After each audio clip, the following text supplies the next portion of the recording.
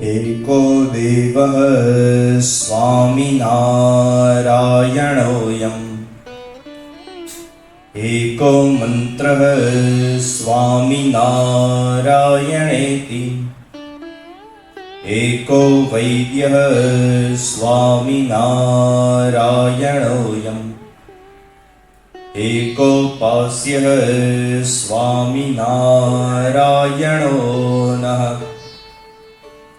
कृपा करो मुझ ऊपरे सुखनिधि सहजानंद गुण तमारा गाववा बुद्धि आपजो सुख कंद गुण तमारा गाववा बुद्धि आपजो सुख कंद। श्री स्वामिनारायण भगवाननी जय। संतोना स्वामी एवा श्री सहजानंद स्वामी તેમણે વિવિધ પ્રકારની પોતાની દિવ્ય લીલાઓને કરતા ગઢપુરની અંદર નિવાસ કર્યો છે। ગઢપુરની અંદર એબલ ખાચરને રાજી કરવા શ્રી વાસુદેવ નારાયણની મૂર્તિની પ્રતિષ્ઠા કરી છે અને બીજા સ્થાનની અંદર વિચરણ કરવા માટે તૈયાર થયા છે। એ પૂર્વે શ્રીજી મહારાજે પોતાના સંતોને આજ્ઞા કરી અને વિવિધ સ્થાનોમાં વિચરણ માટે મોકલ્યા છે। બીજા હરિભક્તોને, બીજા મુમુક્ષુ જનોને કઈક જ્ઞાનની પ્રાપ્તિ થાય, કઈક ભગવદ ભક્તિની પ્રાપ્તિ થાય એવા હેતુથી વિવિધ ઉપદેશ આપી સધર્મની અંદર રહી અને ભક્તિનો ઉપદેશ કરવો, ધર્મનો ઉપદેશ કરવો વગેરે પ્રકારની વાત કરી અને શ્રીજી મહારાજે સંતોને ગામો ગામ દેશો દેશની અંદર વિવિધ સ્થાનોમાં મોકલ્યા છે। હવે આગળ ઘટના એવી થાય છે કે આ સંતો જે જે સ્થાનની અંદર વિચરી રહ્યા હોય છે અને ત્યાં આ બધા અસુરોને ખબર પડે છે કે અહીંયા સ્વામિનારાયણના સાધુ આવ્યા છે, એટલે અસુરો સ્વામિનારાયણને પોતાનો શત્રુ માની સહજાનંદ સ્વામીને પોતાના દુશ્મન માની અને આ એમના સંતોને પણ ખૂબ હેરાન પરેશાન કરે છે। કારણ કે આ બધા સંતો પણ શ્રીજી મહારાજના જ હતા, એટલા માટે આ અસુરો એમને ખૂબ હેરાન પરેશાન કરી મૂકે છે। વિવિધ પ્રકારે તાડન કરે છે, કંઈ પણ કરવાનું બાકી નથી રાખતા। કોઈક વખતે સંતોની કંઠી તોડી નાખે, તિલક ચાંદલા પૂછી નાખે છે। કોઈક વખતે માર્ગની અંદર જતા હોય તો સંતોને પરસ્ત્રીનો સ્પર્શ ન કરવો, પરસ્ત્રીનું સન્મુખ ન જોવું વગેરે પ્રકારના નિયમો છે। તો એ નિયમોનો ભંગ કરાવવા માટે આ અસુરો અને અસુર ગુરુઓ એ બધા ભેગા થઈ અને ઉલટા સ્ત્રીઓને લાવી અને માર્ગની અંદર ઊભી કરી દે છે, બળજબરી પૂર્વક સ્પર્શ કરાવે છે અને નિયમ ભંગ કરાવે છે। તેમના વસ્ત્રોને ફાડી નાખે છે અને કેટલીક વખતે તો કૌપીને ફાડી નાખે છે। તેમનું ભિક્ષાપાત્ર હોય, સંતોનું ભિક્ષાપાત્ર, એની અંદર કોઈ વખતે ધૂળ નાખી દે છે। ભિક્ષાપાત્રની અંદર જે ખાવા માટે અન્ન ઇત્યાદિ મળ્યું હોય તો એની અંદર અભક્ષ્ય એવા માંસ વગેરે નાખી દે છે, જેથી કરી સંતો ખાઈ ન શકે।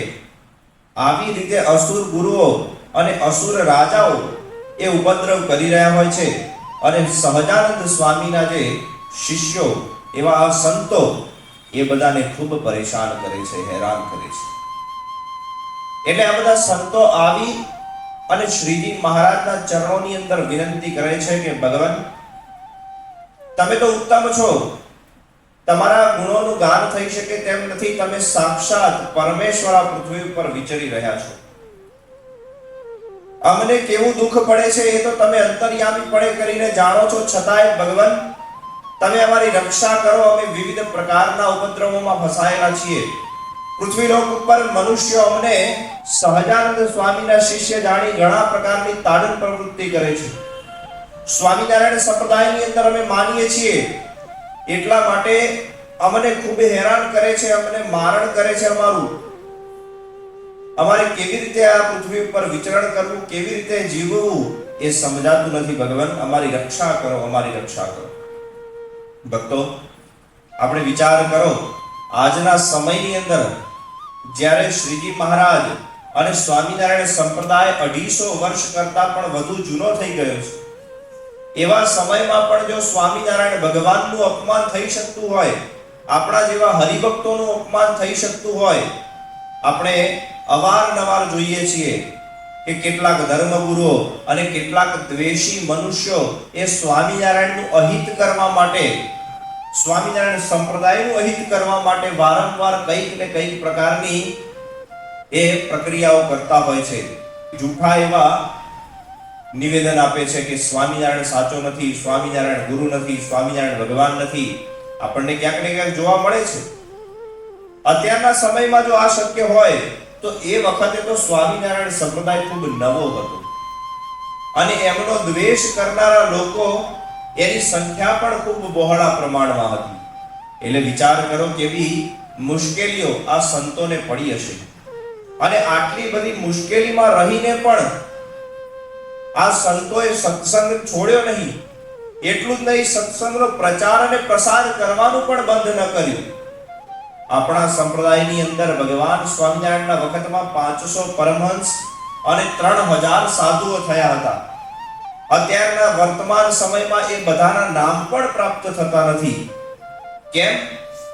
કારણ કે એમના નામ સચવાયા નહીં હોય. અવશ્ય સચવાયા હશે, પરંતુ આવા દ્વેષીઓ, આવા ઢોંગી લોકોએ એમને એ પ્રકારે તાડન કર્યું હશે કે એમના નામ પણ ઇતિહાસની અંદરથી ભૂસાઈ ગયા હશે. આની અંદર એ પણ વાત આવે છે કે આસુરો સાધુઓને પરેશાન કરતી વખતે એમની પાસે રહેલા જે ગ્રંથો એને લઈ અને ફાડી નાખતા. તો કદાચ એવું પણ બન્યું હોય કે અસુરો દ્વારા જ આ સંતોના જે નામ સચવાયા હશે એ બધા પણ ક્યાંક વિલીન થઈ ગયા હશે. એટલે આવા પ્રકારનું તાડન સહન કરી અને ભગવાન સ્વામિનારાયણના સંપ્રદાયનો પ્રચાર પ્રસાર કરવો, શુદ્ધ માર્ગનો પ્રચાર પ્રસાર કરવો, એ આ સંતોએ છોડ્યું ન હતું. અને માત્ર ભગવાન સાચા છે, ભગવાને બતાવેલો સદ્ધર્મનો માર્ગ સાચો છે એવું જાણી અને સતત આ સંતો આ પૃથ્વી ઉપર વિચરણ કરતા અને મનુષ્ય દ્વારા કરવામાં આવતા વિવિધ પ્રકારના તાડન એને સહન કરતા. સત્સંગ માટે ખપી જવું એ એમના માટે ખૂબ સાવ સામાન્ય બાબત બની ગઈ હતી. આ રીતે આવી અને શ્રીજી મહારાજને વાત કરે છે કે ભગવાન, હવે તમે જ અમને કંઈક ઉપાય બતાવો, તમે અમારું માર્ગદર્શન કરો કે અમારે કેમ કરીને જીવવું. ત્યારે શ્રીજી મહારાજ સહજાનંદ સ્વામી આ સંતોને કહે છે કે સંતો, તમે નિષ્ઠાવાળા છો, તમે અમારી અંદર નિષ્ઠાવાળા છો, ભગવાનની અંદર નિષ્ઠાવાળા છો. તમારે સદ્ધર્મનો પ્રચાર અને પ્રસાર કરવો છે, ધર્મયુક્ત ભક્તિ એનું વહન કરવું છે, મુમુક્ષુઓનું કલ્યાણ કરવાની ઉત્તમ ભાવના એ તમારા સર્વેની અંદર રહેલી છે. માટે તમે કોઈ પણ પ્રકારની ચિંતા ન કરશો, નિશ્ચિંત થઈ જાઓ. અત્યારે તમને મુશ્કેલી પડી રહી છે હું જાણું છું, પરંતુ ભવિષ્યની અંદર એક એવો યુગ આવશે, એક એવો સમય આવશે કે વાયવ્ય દેશની અંદરથી કોઈક રાજા આવશે. એ રાજા આવી આ સમગ્ર પૃથ્વી લોક ઉપર રહેલા જે અસુર રાજાઓ એ બધાનો પરાભવ કરશે, એ બધાને જીતી લેશે અને એ બધાનું રાજ્ય પણ પોતે સ્વીકાર કરશે, પોતે રાજા બની જશે અને આ બધા અસુરોને દંડ કરશે. એ વખતે તમે બધા સ્વચ્છંદપણે ભગવાનનું ભજન કરતા પૃથ્વી ઉપર વિચરણ કરી શકશો, એમાં સંશય રજ માત્ર નથી. માટે હવે નિશ્ચિત થઈ જાઓ. થોડો હજુ સમય બીજો તમે બેઠી લો, થોડી હજુ કષ્ટ તમે ભોગવી લો, યાતનાઓને ભોગવી લો, કારણ કે એ સમય હવે દૂર નથી. હવે એ સમય નજીક આવી ગયો છે અને ટૂંક જ સમયની અંદર એ સુવર્ણ સમય એ તમારા સમક્ષ ઊભો હશે એવું તમે નિશ્ચય જાણો. શ્રીજી મહારાજ વિસ્તારપૂર્વક વાત કરે છે.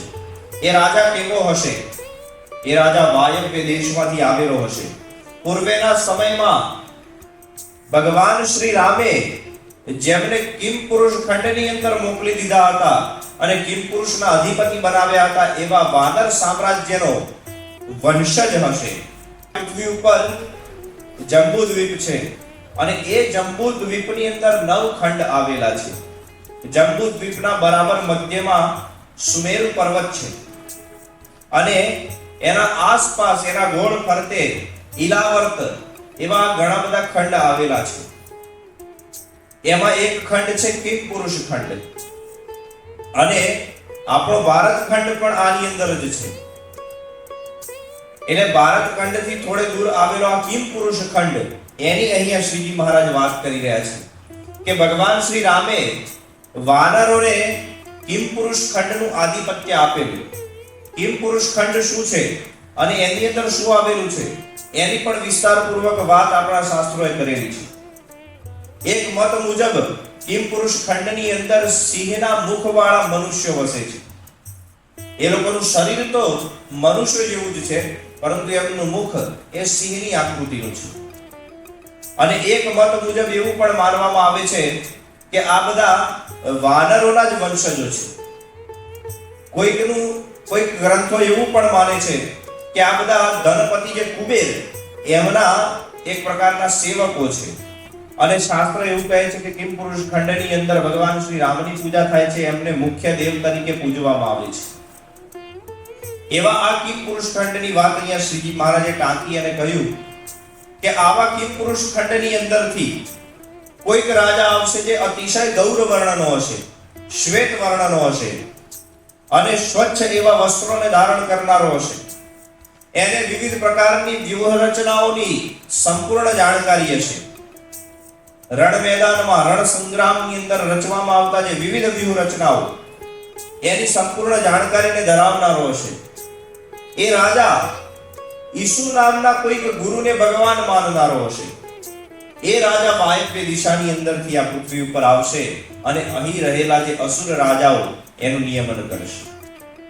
માટે તમે નિશ્ચિત થઈ જાઓ અને અત્યારે પૂરતું હમણાં જ્યાં સુધી એ રાજા આવ્યો નથી અને સંકટ ટાળ્યા નથી ત્યાં સુધી તમે વૈરાગી અને ભિક્ષાટન કરનારા ભિક્ષુક હોય એવી રીતે વિચરણ કરો અને વૈષ્ણવ ચિહ્નોનો સર્વથા ત્યાગ કરી દો.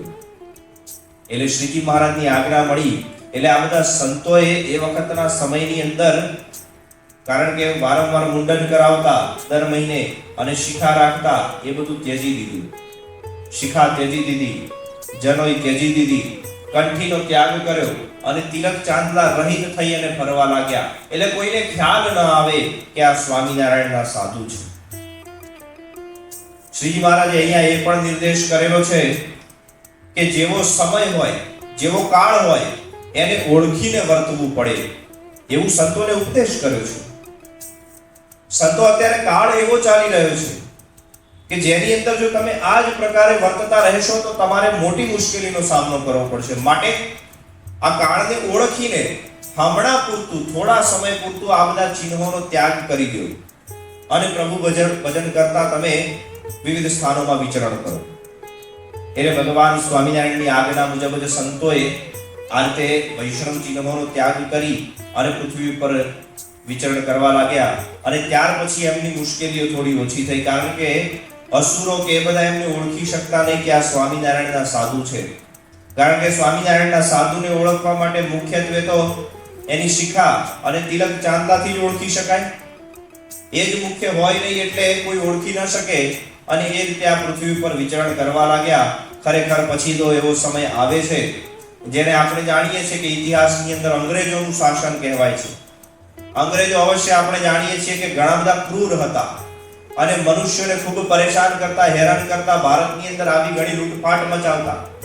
પરંતુ આટલા બધા અંગ્રેજોની અંદરથી કોઈક સારા પણ હતા, સદપ્રવૃત્તિ વાળા પણ હતા, જેમનો ઉદ્દેશ માત્ર શાસન કરવું જ ન હતું, પણ શાસનની સાથે સાથે પોતાની પ્રજાનું સારી રીતે પાલન કરવું અને એમને ઉત્તમ પ્રકારની સુવિધાઓ પ્રાપ્ત થાય એનું પણ પોતે ધ્યાન રાખવું, એવી ઈચ્છા ધરાવનારા કેટલાક અંગ્રેજો હતા. એમાંથી કોઈક અંગ્રેજ હતો, એને જાણ્યું કે આ ગુજરાતની ધરાતલ ઉપર સહજાનંદ સ્વામી નામના કોઈક ભગવાન પ્રગટ થયા છે અને એ ભગવાન જે મુમુક્ષુ જીવ છે એને કલ્યાણનો માર્ગ બતાવે છે. સદ્ધર્મનું સ્થાપન કરે છે, સારો અને ઉત્તમ માર્ગ બતાવે છે, ભગવાનની ભક્તિ શીખવાડે છે અને અંતે એનું કલ્યાણ કરે છે. આવા કોઈક સહજાનંદ સ્વામીએ પ્રગટ થયા છે. ત્યાર પછી તો આ જે અંગ્રેજ હોય છે એને જાણ્યું એટલે એને વિશેષ પ્રકારે એવી અભિલાષા કરી કે આ ભગવાન કેવા હશે, કોણ હશે, એની વિશેષ બધી માહિતી મંગાવી પોતાના દૂતો પાસે અને જાણ્યું કે આ સહજાનંદ સ્વામી કોણ છે, કેવા છે. અને એમના ચરિત્ર વિશે, સહજાનંદ સ્વામીના ચરિત્ર વિશે જાણી આ રાજાએ મનોમન દ્રઢાવ કર્યો કે આ નિશ્ચય ભગવાન જ છે, આ પરમેશ્વર જ છે, આ પૃથ્વી ઉપર પ્રગટ થયેલા કોઈક ભગવાન જ છે એવું હું નિશ્ચય હવે મનમાં જાણું છું અને મારે આ ભગવાનને અવશ્ય મળવું જ છે. હવે આમ તો સત્સંગી જીવનની અંદર એનું નામ નથી આપવામાં આવેલું, પરંતુ આપણે બીજા શાસ્ત્રોનો જો અભિપ્રાય લઈએ તો એને સર જ્હોન માલ્કમના નામથી ઓળખવામાં આવે છે. આ સર જ્હોન માલ્કમ એ જ છે કે જેને ભગવાન સ્વામિનારાયણે પોતાની શિક્ષાપત્રી ભેટમાં આપેલી, જેને હાલ અત્યારે ઓક્સફોર્ડ યુનિવર્સિટીની અંદર રહેલી જે લાઇબ્રેરી એમાં સંગ્રહિત કરીને રાખવામાં આવેલી છે, એની ઓરિજિનલ પ્રત એ વખતના સમયની જે શ્રીજી મહારાજે આપેલી. તો હવે આ અંગ્રેજ એને નિશ્ચય થયો, દ્રઢાવ થયો મનની અંદર કે આજ સહજાનંદ સ્વામી એ ભગવાન છે. પોતાના રાજદૂત પાસે એક પ્રકારનો સંદેશો મોકલાવ્યો. સંદેશાવાહક દૂત એ શોધતો ગઢપુરમાં આવે છે. ગઢપુરમાં આવી અને શ્રીજી મહારાજના ચરણોમાં સાષ્ટાંગ દંડવત નમસ્કાર કરે છે અને ઉત્તમ પ્રકારના વચનો ઉચ્ચારતા કહે છે કે પ્રભુ, હું અમારા રાજા એનો દૂત છું. અમારા રાજાએ આ પ્રકારનું કહેણ મોકલાવ્યું છે કે સહજાનંદ સ્વામી એમને હું નિશ્ચય મનની અંદર ભગવાન જાણું છું, પરમેશ્વર જાણું છું અને એમની કૃપા માત્રથી જ આ પૃથ્વીનું સારી રીતે પાલન કરી રહ્યો છું. આ પૃથ્વી ઉપર રાજા તરીકે વર્તું છું એ સમગ્ર ભગવાનની જ કૃપા છે એવું હું નિશ્ચય જાણું છું અને મને આ સહજાનંદ સ્વામીને મળવાની અતિશય તત્પરતા છે. માટે પ્રભુ, તમે જે સ્થાનની અંદર હોય તે સ્થાનનું નામ કહો અને આપની જો ઈચ્છા હોય, તમે તો સ્વતંત્ર છો, માટે આપની જો ઈચ્છા હોય તો હું પોતે તમારા સ્થાનની અંદર તમને મળવા આવું અને જો આપની ઈચ્છા હોય તો અત્યારે વર્તમાનમાં હું રાજકોટમાં નિવાસ કરીને રહ્યો છું, તો તમારી ઈચ્છા હોય તો તમે મને મળવા રાજકોટમાં આવો. માટે આવું રાજદૂતે જ્યારે શ્રીજી મહારાજને સંદેશ આપ્યો એટલે શ્રીજી મહારાજે પણ રાજદૂતનો આદર સત્કાર કર્યો અને ત્યાર પછી એને કહે છે કે તું તારા રાજા પાસે જા અને એમને કહેજે કે સહજાનંદ સ્વામી તમને મળવા થોડાક જ સમયની અંદર રાજકોટ આવશે અને પહેલા જઈ તું ત્યાં જઈ તારા રાજાને સંદેશો આપી દે અને હું અહીંયાથી હમણાં જ નીકળું છું અને રાજકોટ પ્રત્યે પ્રયાણ કરું છું.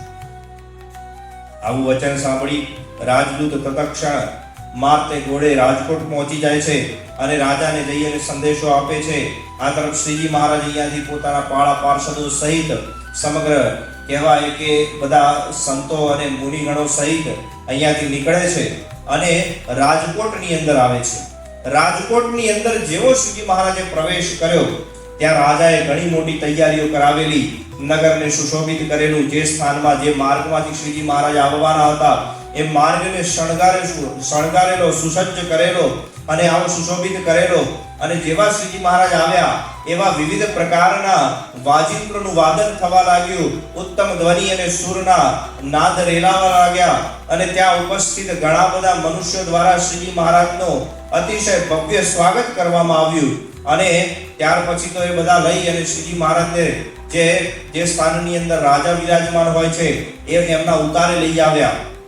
રાજાએ તરત જ દોડી આવી અને શ્રીજી મહારાજના ચરણોની અંદર નતમસ્તક થયો છે અને ભગવાનને ઉત્તમ પ્રકારે પોતાના હાથે દોરી લઈ જઈ અને પોતાના ઉતારાની અંદર વિરાજમાન કરાવ્યા છે. આસપાસની અંદર પેલા અસુર રાજાઓ પણ ઉપસ્થિત હતા કે જે પહેલાના સમયની અંદર આ રીતે સંતોનું તાડન કરતા. એ રાજાઓ પણ ઊભા રહી અને આ બધું આશ્ચર્યકારી બધું ઘટના જોઈ રહ્યા છે, મનોમન આશ્ચર્યને પામી રહ્યા છે. એવી પ્રકારની આ ઘટના અહીંયા સર્જાય છે. અહીંયા શ્રીજી મહારાજને રાજા પોતાના નિવાસની અંદર લાવ્યા અને બેસાડ્યા વિવિધ પ્રકારે ઉત્તમ પ્રકારે રાજાએ ભગવાનની સ્તુતિ કરી છે, ભગવાનના ચરણોની નતમસ્તક થઈ અને પ્રાર્થના કરી છે અને ભગવાનની પૂજા કરી અને મુનિગણો જે સાથે પધાર્યા હતા એ બધાને પણ રાજાએ ઉત્તમ પ્રકારે પૂજન ઇત્યાદિ કર્યું છે. વિવિધ પ્રકારની ભેટ સામગ્રી શ્રીજી મહારાજને ઉત્તમ પ્રકારના અલંકારો ઇત્યાદિ આપ્યા છે, વસ્ત્રો આપ્યા છે. સંતોને પણ વિવિધ પ્રકારની ઉત્તમ સામગ્રી એની ભેટ ધરી છે. અને આ પ્રકારે શ્રીજી મહારાજનો પોતાના સંતો સહિત પૃથ્વી લોક ઉપર દિગ્વિજય થયો હોય એ પ્રકારની કઈક ઘટના અહીંયા આપણને નજરે પડે છે. અને ત્યાર પછી તો રાજાએ, કારણ કે હવે તો શ્રીજી મહારાજનો પાકો શિષ્ય બનેલો હતો, એટલે રાજાએ પોતાના રાજ્યની અંદર રહેલા તમામ રાજાઓ અને મનુષ્યો પ્રત્યે એક પ્રકારની આજ્ઞા કરી કે જે કોઈ પણ શ્રીજી મહારાજ સ્વામિનારાયણ ભગવાન અને એમના સંતોને પરેશાન કરશે, હેરાન કરશે, એમને અવશ્ય મૃત્યુ દંડ થશે એવું તમે જાણજો. માટે આ બધાને સ્વચ્છંદપણે આ પૃથ્વી પર વિચરણ કરવા દો, મુમુક્ષુજનોનું કલ્યાણ કરવા દો એવું હું તમને આજ્ઞા કરું છું. ત્યાર પછી તો અસુર રાજાઓ અને બધા મનુષ્યો જે અસુર પ્રકારના અસુર પ્રવૃત્તિ વાળા હતા એ બધા આ રીતે શ્રીજી મહારાજને અને આ બધા સંતોને કોઈ પણ પ્રકારે પરેશાન કરતા નહીં. અહીંયા શ્રીજી મહારાજે પણ રાજાને ઉત્તમ પ્રકારનો ઉપદેશ આપ્યો છે અને કેવી રીતે સદ્ધર્મનું પાલન કરતા કરતા આ પૃથ્વીનું શાસન કરવું એ વાતની શિખામણ પણ રાજાને આપી છે. અને ત્યારબાદ એક દિવસ રોકાઈ શ્રીજી મહારાજ પરત ગઢપુર ગયા છે. અને ત્યાર પછી શ્રીજી મહારાજે સંતોને પણ આજ્ઞા કરી કે તમે હવે સ્વચ્છંદપણે આ પૃથ્વી ઉપર વિચરણ કરો. પૂર્વવત જેમ તમે વૈષ્ણવ ચિહ્નો ધારણ કર્યા હતા એ ધારણ કરી અને મુમુક્ષુઓનું કલ્યાણ થાય તે પ્રવૃત્તિ માટે આ પૃથ્વી ઉપર વિચરણ કરતા રહો એવી આજ્ઞા કરી સંતોને મોકલ્યા છે. અને અહીંથી આગળ હવે શ્રીજી મહારાજ ગઢપુર અને ગઢપુરથી વિવિધ સ્થાનોની અંદર વિચરણ કરે છે, વિવિધ પોતાની દિવ્ય લીલાઓને વિસ્તારે છે. એ સમગ્ર બાબત આપણને જાણવા મળશે કથાના આગળના સત્રની અંદર. ત્યાં સુધી સર્વને જય સ્વામિનારાયણ. સ્વામિનારાયણ નારાયણ નારાયણ,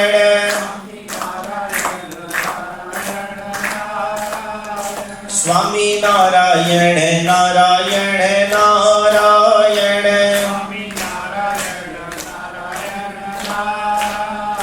સ્વામિનારાયણ સ્વામિનારાયણ,